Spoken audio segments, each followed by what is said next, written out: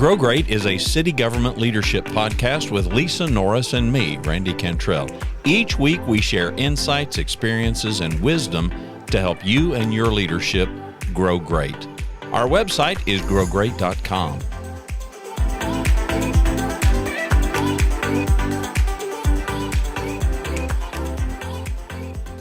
We're about a week away from the beginning of fall, and every industry has seasonality. And depending on where you are, what industry you're in, clearly this is a podcast about city government leadership.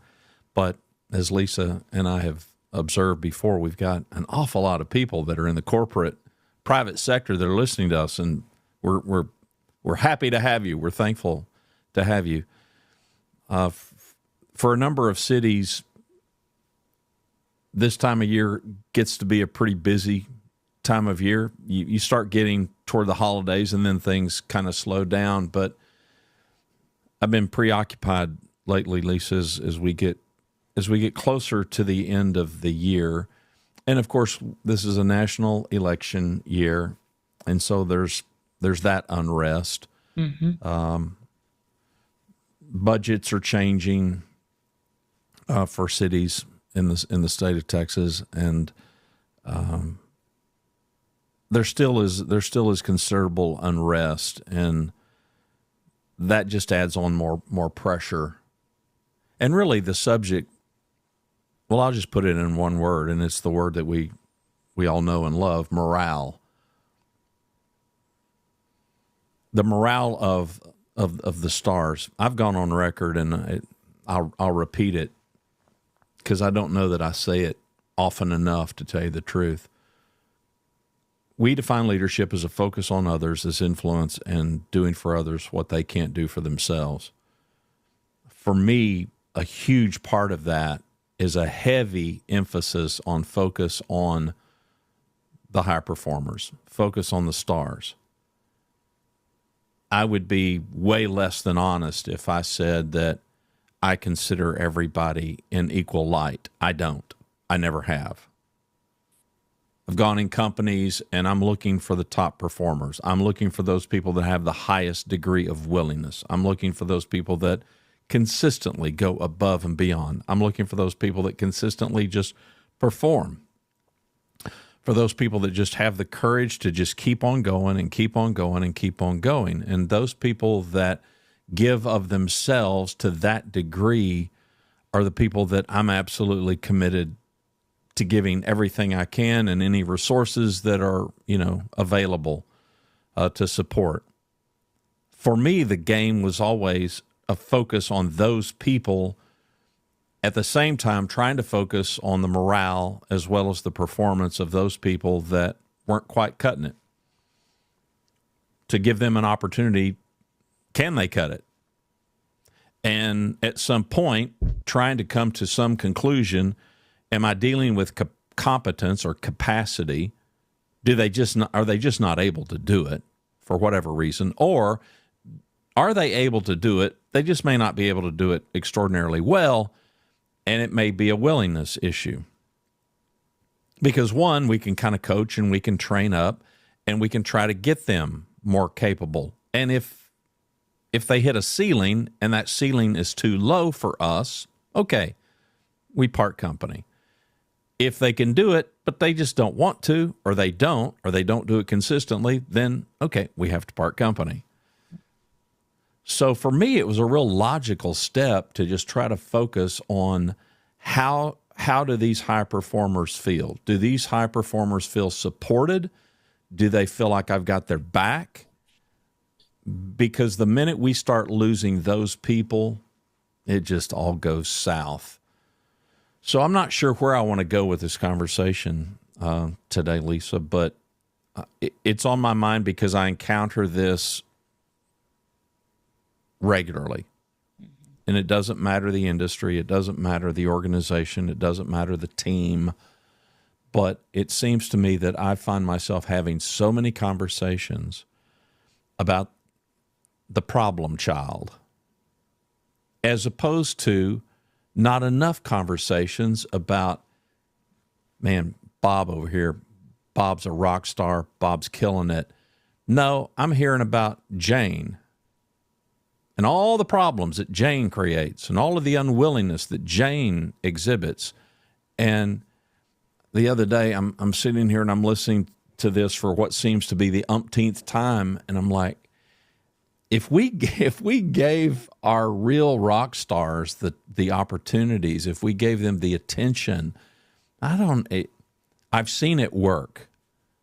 I've seen it work. You and I had this conversation when we began our sessions together a couple of years ago of where are we going to put the focus? And as leaders, you can put the focus anywhere you choose to. I won't judge it, but there's going to be a price to pay for where you focus. There's going to be you can focus on the low performers, trying to manage them constantly, or you can turn it, which is what you helped me see, and really focus, because the low performers almost demand your time because you constantly have to monitor and manage them. And I remember you saying, what if we flip that? Because I was an 80-20. I was like, 80% of my time is spent on one person that I'm trying to get up to par just to be a C performer. Yeah. Right. Just to not keep creating crisis and fires around them. And then when you said, well, what if you just give them 20% and give your high performers the 80%, you can really move the needle in it. I just hadn't thought of it in that light. And it brought such clarity to, yeah, I do have control. I've got control of how much time I'm willing to spend on the chaos creators, or how much time I'm willing to spend on my high performers that move the needle and make things better for everyone around them. And I choose to flip it. I chose to at that time, and I've stood by that today. The challenge becomes for all of us is when we're trying to address a low performer and things get in the way. And it's happened to all of us. It's happened over my career. Yeah. It probably happened to you as a CEO. This is not unique for any leader or anyone in our audience listening, whether you're a leader or just you're a non-supervisor.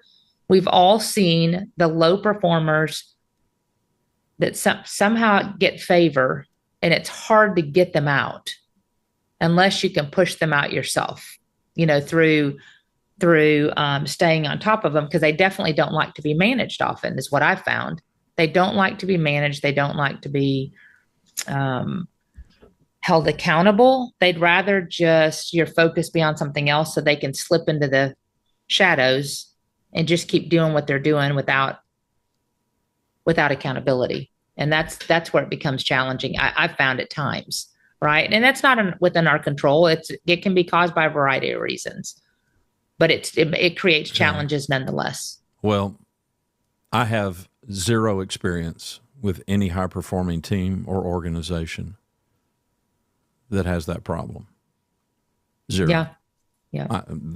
There aren't any. I'll just go on record and tell you. Mm-hmm. I've had zero experience working for or inside or with any team or organization that has some big constraint at holding performance accountable, high or low. Yeah. I just don't. High performing, well, let's talk about this. So a high performance group or team, an organization, has what? What do they have? What do they have in common? What are some traits that you can think of? And they don't have to be in any particular order, but I mean, let's catalog them. High accountability, for sure. They hold themselves accountable. High performing teams, which means they're able to do what you just said is difficult in some organizations. Okay, we need to do something with them, but for whatever reason we can't. Right. For whatever reason, they're on our roster and they're going to stay on our roster, even though they don't contribute what they could or what we feel like they should. Right. There's high accountability. Got it. I feel they're empowered to manage what's in front of them and lead. So in other words, the empowerment comes into, if they're highly accountable, they're going to be doing the right thing, first of all. So as it relates, since our conversation started with the the people that challenge us, the low performers, they not only hold them accountable and have crucial conversations timely with that individual, they either get them on the bus, get them in the right seat of the bus, or get them off the bus. And because they're high performers and highly accountable, they're working through the system accurately. In other words, they're working with HR, they're ensuring there's no surprises to the employee, that they know where their gaps are. They've documented the progression of trying to impact and influence behavior to change for the good. And HR is with them hand in hand, also trying to help that low performer succeed and the leader to succeed in leading them. It's a dual credit. They have everybody's best interest at heart from HR standpoint, and the leader has that employee's best interest at heart. Unfortunately, when you're talking about empowerment and accountability, sometimes that means the best interest is leaving this organization and going somewhere where they can succeed too, because you don't want the low performer miserable in your organization if you truly are focused on them. You want their success, and it's not here, so it's helping them find it elsewhere. And people think that's cruel sometimes. I, in my opinion, do not. I think you have to get them off the bus for the sake of your team and for their well-being. Now, they may not see it that way. I know that may be perceived differently. People may say that's cruel. You're affecting their livelihood. It is. Do I feel good when I have to do it? Randy, you've known me now. I've had to let several people go while we've had a relationship from a coaching standpoint. And I do everything in my power to help them be successful. And it makes me sick when I have to, I say sick, I want better for them. I don't want this to have happened, but I didn't cause it. They caused it. Mm-hmm. They're responsible for their outcome, not me. And I know that at the end of the day, I've done everything I can to influence them for success, and they didn't choose it for whatever reason. So empowerment and accountability are huge. Trust is at the top of the list on a high-performing team. It has to be a safe place where the leaders can talk to other leaders up, out, and down, as far as getting guidance, input, and you're on the same page and you're giving them ideas and the ability, but you let them, you can guide them if they're not quite where you need them to be they haven't quite taken the steps, and you say, okay, we need to do a couple other things. I think that's natural leadership to make sure we're all on the same page. You're not out to get anybody. It truly is a focus on the best interest of the individual you're coaching. So trust is huge. So we've got high accountability. We've got empowered, which I'm going to translate a little bit, means we give them the resources. They've got the support that they need to excel, and they know it. They feel it. That's right. Well, they can empowered in my mind, and maybe there's a better word for it. Empowered is they know the way it should be done. You allow them to get it done, and we don't stand in their way, but they have to keep you informed. Yep. But you're letting them lead. If they don't feel like they can lead, why put them in a leadership position? If you're going to strip them of every decision, that's not good for anybody. So empowering is allowing them to make the decisions they need. Yeah.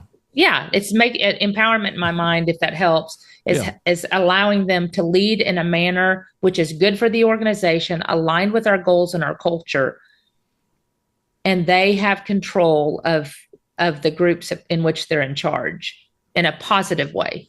So they've got permission to do their job. Permission, correct. Yeah, okay. Well, that's what we hired them for. You can have a much more effective organization if you empower them. If you're getting in the way, you're going to end up getting more leaders than you need, and you'll become top heavy. Yeah. Because there's too many, as they used to say, there's too many chiefs. There's too many. Yeah, too many cooks in the kitchen. Too many cooks in the kitchen, right. Yeah. So, and you don't want to become top heavy just because there's inefficiency, right? And then trust, which obviously rubs both ways. That's right. They have to have trust with not only their team, but they have to trust with their leadership. Mm-hmm.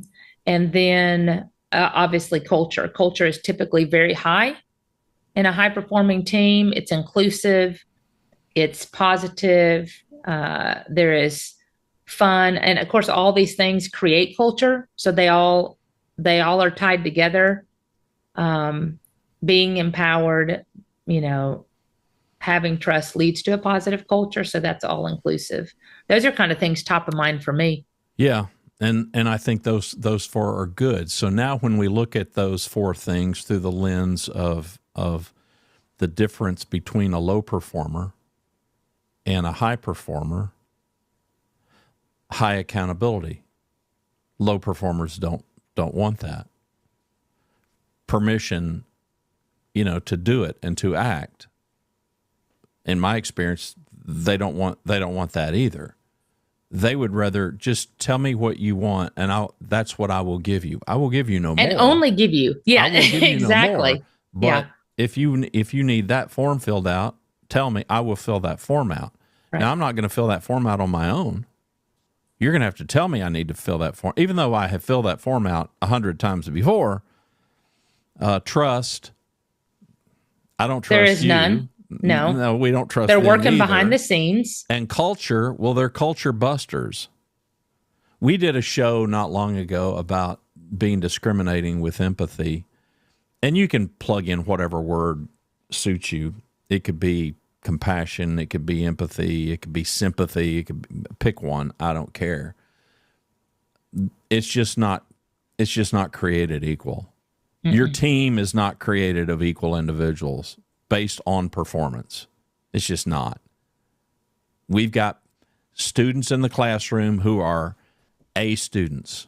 Right. They go above and beyond. They study, they get their work done. And we've got other students that are B and C students, and they just are. Does it make them better? Yes, it makes the A students better students. I'm not saying they're better humans. We're not judging humanity here. We're judging performance. And so we get in the work situation, and we give all this attention to these D and F and even C students, and meanwhile the A and the B students go unrecognized. Because unlike the classroom, what we do is we give the A and B players on our team, we offload the things that the F, D, and C students don't do, or don't do well enough, or don't do timely enough, and we offload that to the top performers. So we're now shifting the burden, because the accountability is low. We're shifting the accountability over to these star players, and they're burdened in many cases. I see this week in, week out, almost everywhere I go. Mm-hmm. Keep in mind, I'm working with high-performing organizations, by and large. I mean, I'm not... Now, some are working at it. Well, right. We're all working at it. But that's the game. The game is we're never going to arrive. It's a journey. Right. It's a journey. And yesterday, and there's nobody that's perfect. There's always a low performer within a high performing team somewhere. It depends on the breadth and depth of the team and the size. Size is a big deal, because I could run a team of 6 people, and give me enough time, I'll have 6 rock stars, because we don't have room. We don't have room to carry passengers. Right. But, you get in a city that's got 1,000 or more head count, okay, we need low performers can hide. We need some utility players. Right. Let's call them C players, average. But you're right. The D's and the F's can hide, or worse yet, they can be at the forefront and get all the attention, because nothing ever happens. Mm-hmm. And they know nothing's going to happen. They know there's no retribution for their laziness, their procrastination, their incompetence, whatever it might be. That's a problem. And don't you find that low performers typically, they try to, at least that I've seen in my career over 28 years now, low performers try to utilize power to their advantage, power in people, power in connections. They try to shelter and protect themselves with someone they know. You know what I mean? It Whether it's a depends. parent, I think. I like think it could be a parent, it could be a friend, it could be they want an advocate that is on their side somewhere. It may not be in the organization, well, but think about your kids when they were little, and I think about mine when they were little. mm-hmm. If they know that they can get by with something with one or more parents, then they work it. Mm-hmm. They don't do that if they learn very quickly, well, that won't work. I'm going to go to dad. Dad says no, so I'm going to go to mom and see if she'll say yes. And if mom Correct. and dad aren't on the same page, and if that works, all that has to do is work one time, and the kids are going to try to rinse and repeat they learn that. quick. Yeah, Toddlers learn it. Employees do too. Yeah. And I think that's where your fourth item, culture, comes in. So if mom and dad are on the same page and you don't let that happen, which speaks to high accountability, then the kid learns, well, that ain't going to work. So I'm going to quit trying that. But employees know the same thing. And sadly, too many times, squeaky wheel gets the grease and all that. And I've not seen the only high performing squeaky wheels that I've ever encountered in my life were salespeople. Mm-hmm. And they weren't squeaky wheels in a whiny complaint. They just wanted more resources. And if you're a sales organization and you don't give your rock star salespeople pretty much what they need and want, I think you're crazy, because these are in the industry called the rainmakers. These are the people that can make it rain. They can make profits happen. They can make revenues happen. And so there's a good, compelling argument in business to do that. I think there's a compelling argument in non-revenue, like city government, to do the same, to empower. I think it was a Texas football coach that said, you dance with who brung you. Yeah. Darrell Royal, I think, said that. Well, it's true. It's true in our organizations. You dance with who brung you, meaning I'm gonna go with the people that got me here. Yeah. I'm gonna lean hard into the people that got me here. In so many cases, I see us. Well, I can tell you, and I think it's largely a cultural shift in our country, and I think it's a global cultural shift. And I'm not going to wax political because don't care. I'm apolitical. I'm a capitalist to the core. But we've gotten away from merit, and we've gotten away from meritocracy, and we want to paint everybody with the same brush.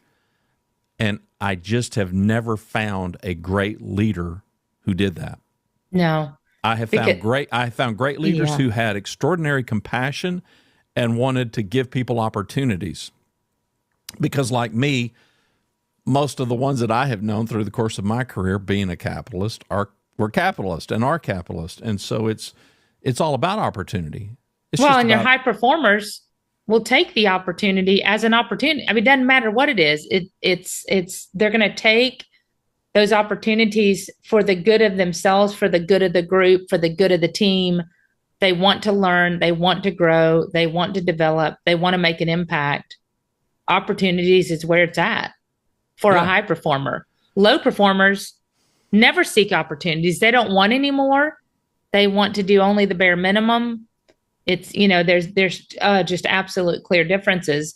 And to your point, as parents and children, those things, no matter what team you're on, for me, it was always the employee relation issues. Any issue that's come up as a leader, from an HR global standpoint, where you're helping other departments, for my own team, the employee relation issues are where I have found sometimes people try to utilize that to get people on their side when in fact they may be the issue themselves. And from my perspective, having a real understanding, asking the right questions, gaining understanding, not taking sides. I always tried to stay neutral throughout the entire time. I just ask questions. Questions will lead to the facts. You just got to keep asking questions, not assume anything, which is what I always the approach I tried to take. And I'm telling you, 9 times out of 10, whether it's my team, whether it was HR, whether it's CMO, any issue that rises up that comes to your attention. If you deal with the facts and address the facts and go back to the accountability of the accused and the complainant and tell them what you found, generally, you're right. It stops it. They don't come back because they weren't able. They're trying to get people on their side and you to see and believe their version of the truth. And when it doesn't work, they don't come back because they weren't able to sway you to their side.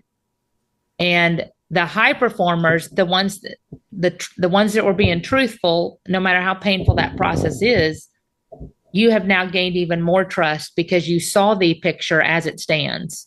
You didn't take sides, and trust is established through that process. All of it dealt with you in that.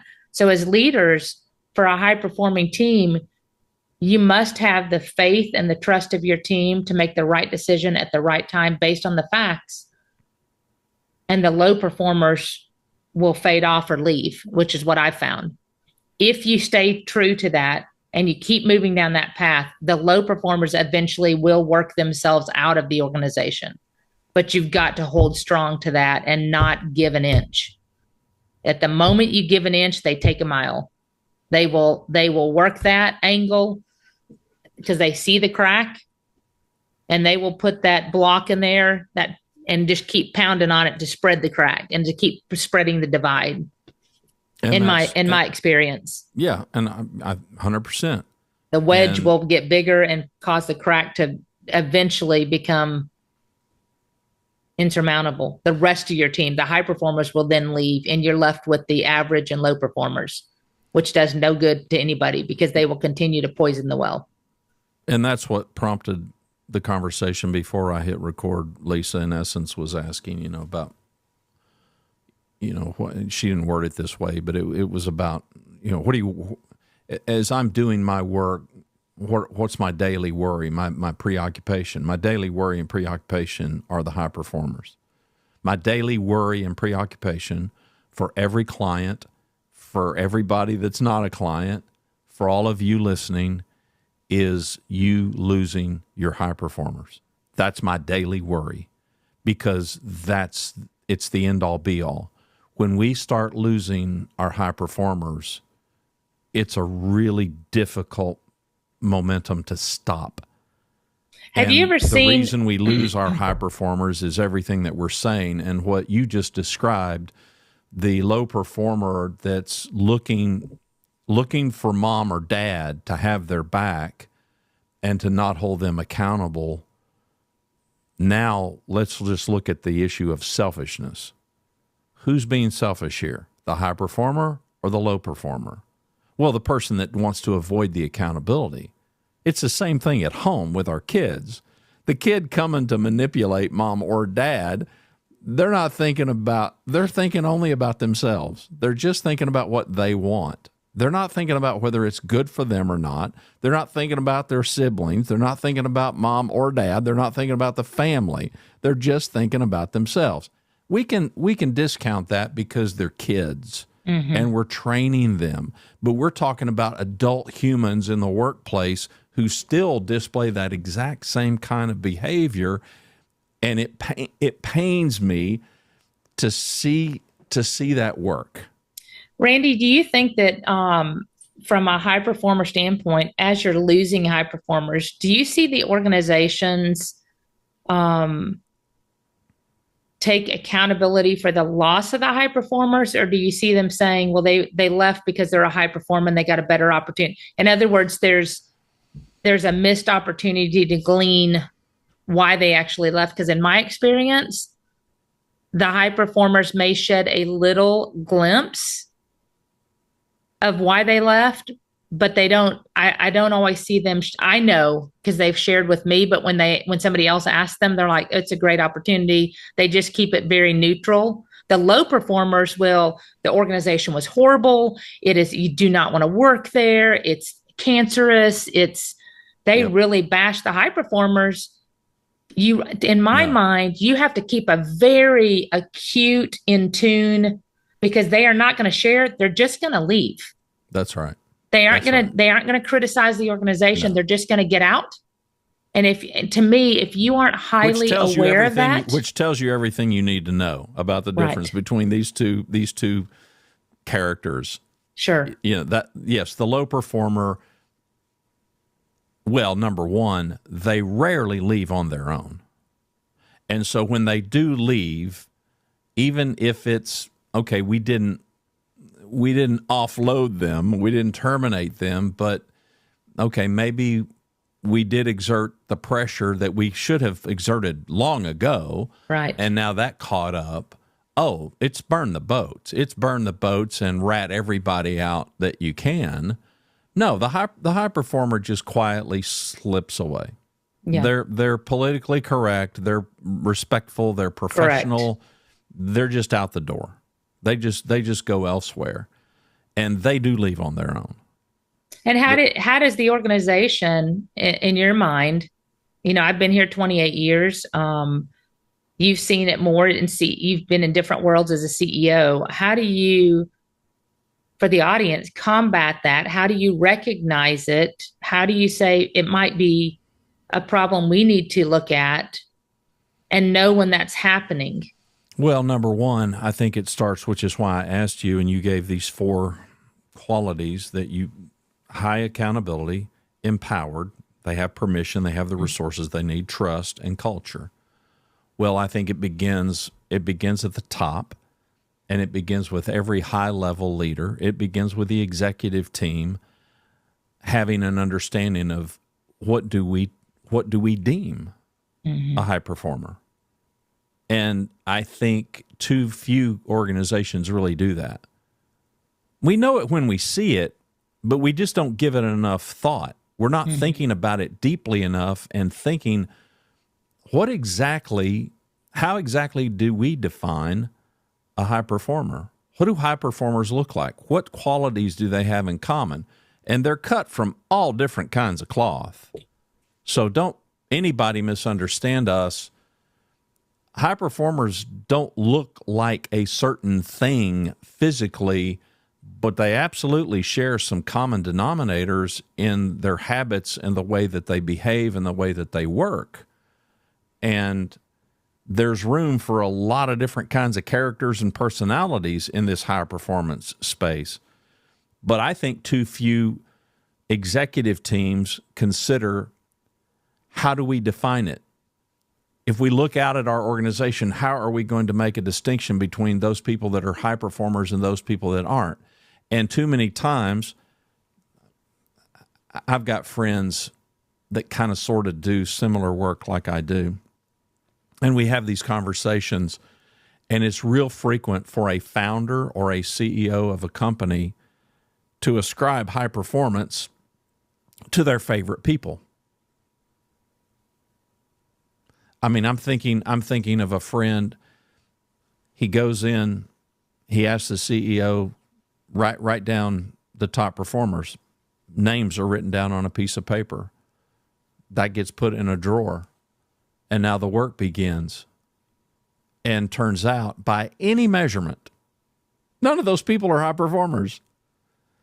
They're people that the CEO likes to go to lunch with. They're people that the CEO enjoys having a conversation with. And so the CEO is just blinded by true performance measures. Mm-hmm.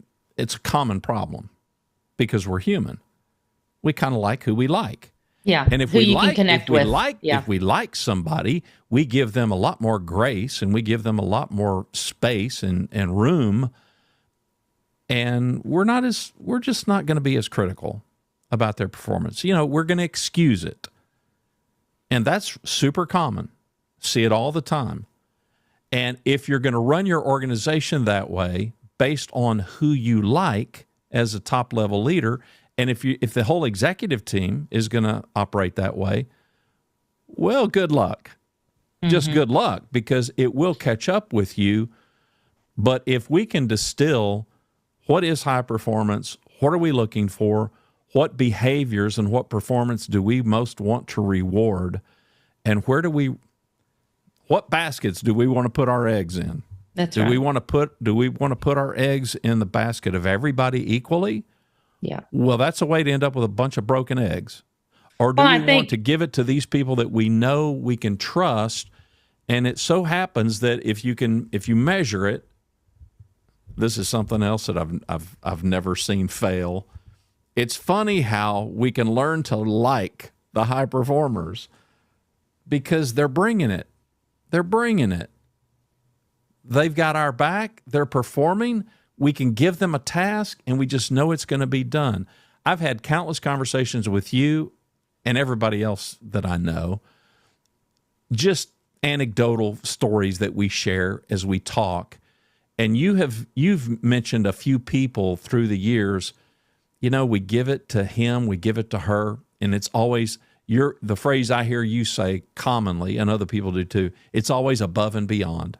Mm-hmm. It's always above and beyond. Okay, well, you've defined a high performer. That's right. Everything we give them, they do it. They do it on time. It's over and above what we asked. They just knock it out of the park. I mean, there's all this language that we use, but I think number one, it begins at the top. I'd love to tell you that this can be a ground up, grassroots kind of a thing. I'm not saying that it can't, but it's ridiculously hard. It's infinitely easier if it starts at the top, and if the executive team can get really behind. You know, we are going to treat high performers like the stars that they are. And we're going to do everything in our power to give the opportunity to those people who aren't to join them, to become members of that rank. And once we give that sufficient time, whatever that happens to be, and we see that they're not going to join the ranks of the high performers, then we're going to make a decision. We can't have them. We just can't have them. Mm-hmm. And here's the magic. The magic is that culture part. So if we have high accountability, if we give the resources where they give us the best return, and the high performer is always going to give you the highest return on investment. If I have a high-performing director and I've got a low-performing director and I give more resources, more money, more positions, more whatever, support to the high-performing director, I'm going to get it back multiple. Mm-hmm. If I give it to the low performer, by and large, they're not going to do anything with it. I hear all the time, yep, for budget, here's a director, and that director's got 5 open positions. Those positions have been open for 2 years. I hear this all the time. And it's like, well, I wouldn't give it to them. Why are you putting a budget item to a director who can't get the team up to speed? You've got a problem. Houston, we've got a big problem. Mm-hmm. We've got a team of however many people, and we've got 5 open positions. And I hear over and over, the team is suffering. Well, of course they're suffering, and yet we're giving those resources, and meanwhile, somewhere else in the organization is highly likely some high performer that's saying, I don't need anybody. And we're not close enough to it as top-level leaders to know, you know what? I mean, if they had, I don't know, pick something. If they had a business analyst, it could really make a difference. You know, so how about we budget, and they don't even, because they're not going to come whining and complaining and asking for stuff unnecessarily. I've been through so many budget things with cities. This is fascinating too, just popped in my mind. So we're going out to the troops, and it's like, okay, we need to cut the budget. Guess who comes up with the biggest cuts? The high performers. The high performers come up with it all the time. The high performers are ones that are going to say, you know what? I've got down that I need this. I can forego that this for the next budget. And they'll figure out a way to still accomplish things. Of course they do. Of course they do. So from a sheer performance perspective, that's my daily worry. Yeah. Because I see it, and it permeates everything in an organization, and it defines us as leaders. It defines us as leaders. It makes us either great leaders or it makes us poor, pathetic leaders. To answer your question, you know, as far as what kind of learning, what kind of adaptability happens at top levels if they begin to see high performers. Do they recognize it? Some do, some don't. I will tell you that the very best organizations, the very best teams that I've ever been a part of and that I've ever served are ones that really have got a finger on the pulse, and they get it because they are entrenched. They're out and about. They're having sufficient conversations, formal or informal, and they have identified who the rock stars are. They have put in the time and the effort as an executive team to decide, okay, what is a high performer? How are we going to know them? We can't just say, well, we're going to know it when we see it. Okay, well, can we quantify it? You can. And where that executive team quantifies it, then they go out and they establish these relationships. Those types of leaders tend to not be blindsided. It can still happen. They tend to not be blindsided, in my experience, with a high performer who says, I'm turning my 2-week or my 30-day notice. If they do get blindsided, it's because some pivotal life event happened or some extraordinary opportunity arose suddenly. And I've seen that. I've got a business acquaintance and 20-year employee. Never thought this employee would leave. Got an opportunity. Opportunity comes out of the blue. She's going to take it. And, he's kind of devastated about it, but okay, well, it happens. It happens. I'm not talking about that kind of stuff. I'm talking about this systemic departure of high-performing people who just decide, I'm not staying here anymore. I'm not going to work like this anymore, because these are people who have options, and we want to be their best option. Well, long and short. Do you think so that the challenge becomes, how do we identify it in an organization? How do you identify? Because what I found, what the reason for the exodus is if we are part of the problem causing the exodus of the high performers. Well, if you're not, because there's a blend. If you're not plugged in and having conversations, you're liable to not know, because they're not gonna tell you. Well, and that's exactly to my point. So the challenge is, you better establish the relationship before they walk out the door or before they plan on walking out the door. You better be so plugged in to the high performers, which is why defining who these people are is super important. Define the qualities, identify these people, and you better hold them close. You better know them better than you know any employees on your roster, so that when you spot them down, you're Johnny on the spot. You're Johnny on the spot to know what you can do, what's happening, what am I seeing, and if you don't do that, they're gonna leave, and you won't have a clue. It comes down to, like you said, I do believe you have to know your people. One, number two, you need to be asking the questions, because often the high performers don't leave in one mass exodus.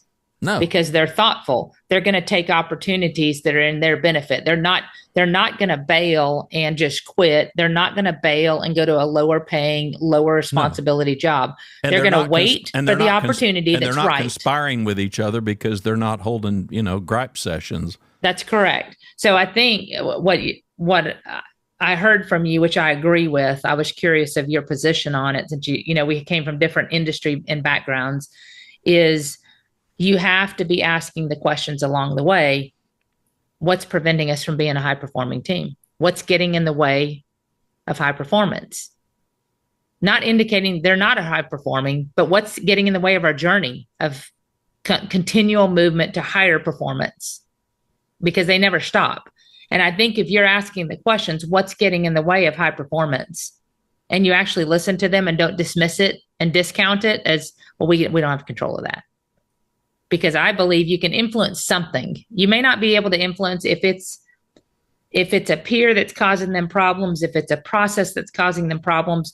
We can still investigate we can investigate those. But I always try to keep them in mind in your circle of influence. That's where you have control. Focus on what you're in control of. And then the rest of it, you and I have had opportunities. I glean from what people tell me. I just you hold it in a compartment and I store it. And if I'm hearing a consistent message and it's not a one-off, that's when it stands out to me. And I say, how can I influence that for the better? I may not be able to change it completely, but there can be approaches you take that can influence it to improve potentially. And that's what we have to look at is what do I have control of up, out, and down that I can modify to improve it and for my team and and those that I can impact. In the case in CMO, I have departments. When I was HR director, I had a department plus all the ones we served. So every job and every level of responsibility holds that authority and accountability to influence something around you. And I'm a big believer in that. Let's influence what I'm in charge, what I have control of. Beyond that, I simply can't. Because you start getting into people. I think you can, again, influence for change, influence for improvement.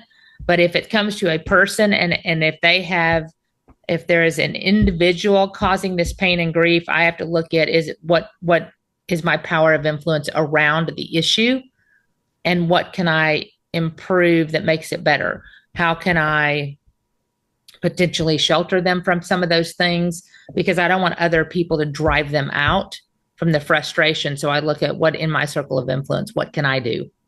And how can I make it better for them in order to retain them? Right? That's the elephant in the room is what do we do as leadership to retain our high performers and keep them from leaving and have awareness around what is causing them pain and what is causing them frustration and trying to limit that where we can. And that's hard to do sometimes. That's really hard to do because they just are not going to complain. They're just going to keep going until they don't want to do it anymore. Well, I think so much of this stems from the worldview of a leader. My worldview, very simply, is this. And we had a session there at Grand Prairie a week ago, and I told the room this very thing. And it was the context was having the difficult conversation, having the corrective, having the disciplinary conversation. And the reason that gets put off and we procrastinate, we don't want to do it, is we think of a million ways that it can go south. We really don't want to do it. So we don't want to bust morale. So we don't confront the low performance, and we just hope they'll figure it out on their own. Well, I've got a crude analogy. I've said it before. So I see a gentleman, he walks in the room, his fly's open. He has no awareness of it. I don't know him. Okay, what am I going to do? He sits right in front of me. I leaned forward and I told him, your fly's open. That's all I said. Oh, thanks. And he discreetly zipped. Now, I could sit here, let's make the analogy, a low performer. He'll figure it out. Yeah. Meanwhile, I'm going to let him walk around the room and be embarrassed. And everybody knows. Everybody knows the fly is open. Or I won't talk to him, but surely somebody else will tell him. Okay, well, I got a word for that. If you're a leader and that's you're a coward. You're just a coward, pure and simple. You just don't have the courage to do for this person what they can't do for themselves, completely unaware of it. So worldview matters, and in the context of that, for me, it's not punitive. It's service. Why am I here as a leader? Why do y'all need me? Well, y'all need me to get the crap out of your way so y'all can get stuff done. Mm-hmm. That's my worldview. And so I had this one-page report. I would meet with directs every week, and I would have a one-pager. And the big focus of this little one-pager was, what do you need from me? Where is the constraint for you? Where's the roadblock for you? Where's the speed bump for you that I because of my power and position, I can remove for you. What is that thing?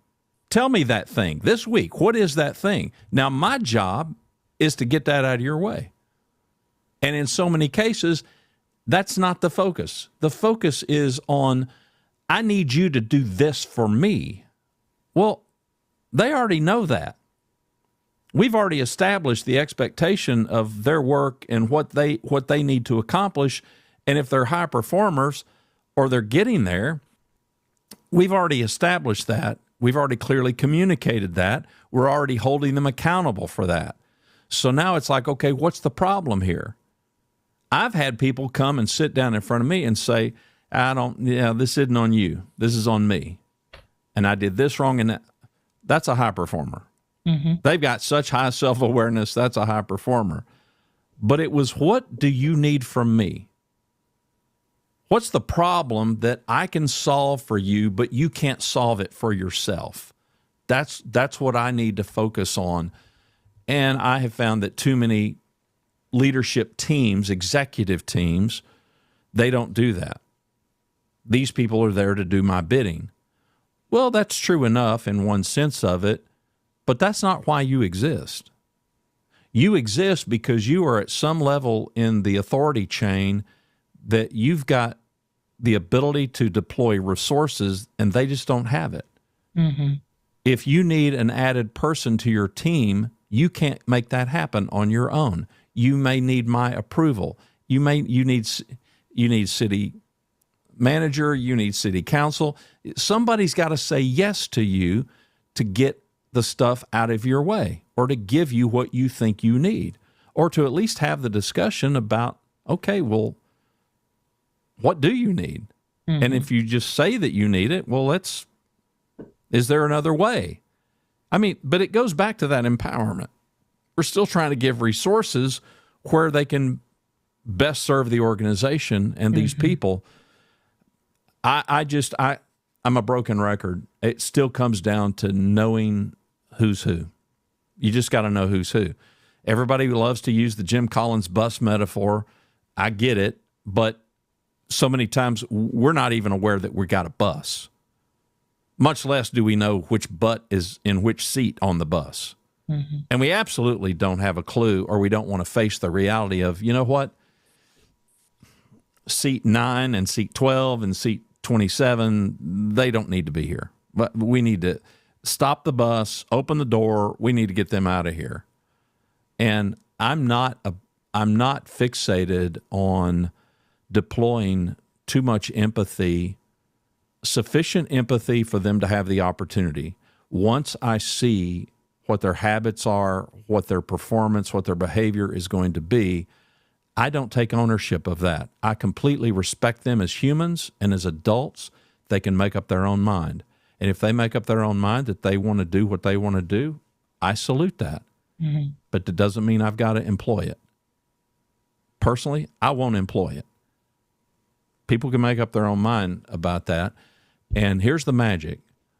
Once you set that standard and you don't compromise it, the world will beat a path to your door. High performers will beat a path to your door. Word gets out. You and I and a number of other HR directors in city government, we have these conversations. Word gets out. Yeah. Word gets out about departments. Word gets out about any area of the city that might be problematic. You may not want to go to work over there because of this, because we all hear these stories. It's a small world. I always love that we're like right now, as our city's developed and we've got all the economic development boom that's been happening over the last probably 10 years with 161 opening and all the development around there. When we were looking for an economic development director, the questions were different than the norm. It's not, how do you get business to come to us? It's business they find us. Right. They're knocking on our door wanting to get in. Now, how do you be selective? How do you know what we need and what the council wants and hold out where you can knowing what is right for our city. So it's a completely different set of questions. That's what we all hope for as an organization and as departments. Sure. I loved it when I had open positions in my role in HR. And people would call me going, how can I get my foot in the door? Right. Do you have intern? I'll take part-time, It was just a great feeling to have people coming to you, and then you just have to filter through them to get the best. But I was also still of the belief, if I can have a really great performer for 3 to 4 years. Oh yeah. I'll take a great performer for 3 to 4 years and help them grow and help them get to the next step in their journey. If I don't have openings, I'm willing to do that. But that's because I'm focused on them and what they're trying to accomplish in life. Yeah. I'm not one that feels like I have to have a lifer, because I've had lifers, and lifers aren't always great. No. Lifers that don't want to do anything different, that they don't want to. Now, there's some, like you said, I've had absolute high performers in a non-supervisory technical role, and they just do a job, and I don't want to lead people. I just want, but they'll take on anything. I've had great performers. Need people like that. Those are high performers. Yeah. It doesn't mean they have to advance to be a high performer. They're just excellent at what they do, and they'll do anything for you. They'll fight for you. They believe in you. They believe in what your passion is. But that is the best feeling in the world, when people come to you wanting to be part of something great, right? We all hope for that. And in order to do that, going back to our point, you have to have a high-performing culture that includes that provides that example and is consistently holding to what you believe to be true in your culture, in that spirit of trust. Thanks for watching and listening to Grow Great, a city government leadership podcast. For Lisa Norris, I'm Randy Cantrell. Be well, do good, grow great. The website is growgreat.com.